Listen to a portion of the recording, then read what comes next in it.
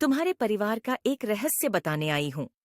मेरे प्यारे बच्चों, मैं काली माँ आज तुमसे बात करने आई हूँ और आज मैं तुम्हें जीवन की ऐसी सीख दूंगी जिससे तुम अपने हालातों पर रोना छोड़ दोगे। मेरे बच्चे, मुझे पता है तुम्हारे हालात ठीक नहीं हैं। तुम इस समय बहुत से संघर्षों के साथ अपना जीवन व्यतीत कर रहे हो और इन संघर्षों के कारण तुम्हें बहुत कुछ सहना पड़ रहा है। तुम्हारे जीवन में जो दुख और तकलीफ है, उसके कारण तुम अपने जीवन के कार्यों को भी ठीक प्रकार से नहीं कर पा रहे।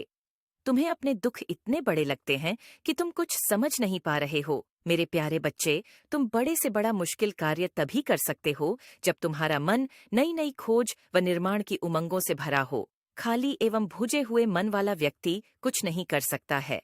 उत्साह और आशा से ही बड़े बड़े कार्य होते हैं।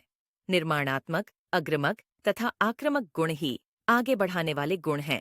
इन गुणों का उपयोग करने के लिए मन की स्थिति भी वैसी ही होनी चाहिए। जिस व्यक्ति में यह गुण नहीं है, वह कभी सफल नहीं बन सकता।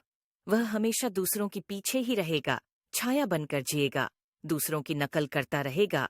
तब तक उसकी यही स्थिति रहेगी जब तक अभावा मेघ से भावात्मक संयुक्त से निश्चित पीछे पीछे सरकने की आदत बनी रहती है। इन्हीं कारणों से मनुष्य केवल पीछे और असफल बनकर रह जाते हैं। इसी प्रकार तुम्हारा समस्त जीवन अकारण हो जाता है। तुम थोड़ी भी प्रगति नहीं कर सकते हो। तुम अपना जीवन गहरे अंधकार में समाप्त कर देते हो।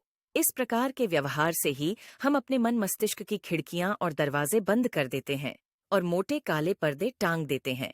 एक बार पर्दे हटाकर खिड़कियां खोलकर तो देखो।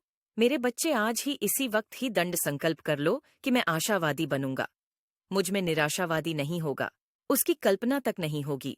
यह विश्वास रखो, अंत में न्याय की विजय होती है। क्षणिक रूप में कुछ भी होता दिखाई दे, अंतिम विजय तो शक्ति की होती है। मेरे बच्चे, ध्यान से देखोगे तो पता चलेगा कि हर पल न्याय और सत्य की विजेता हो रही है और सत्य की विजय हो रही है। यह बात मन में ठीक तरह बिठा लो और इसका बार बार ईश्वर को धन्यवाद करो कि मैं महान सौभाग्यशाली व्यक्तियों में से हूँ।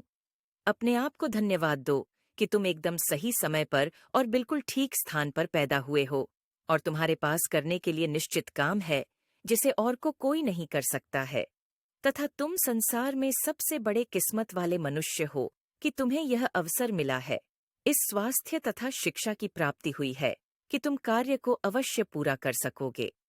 यदि तुम गरीब और बेकार हो तो भी उठो, हृदय को उत्साह से पढ़ करो।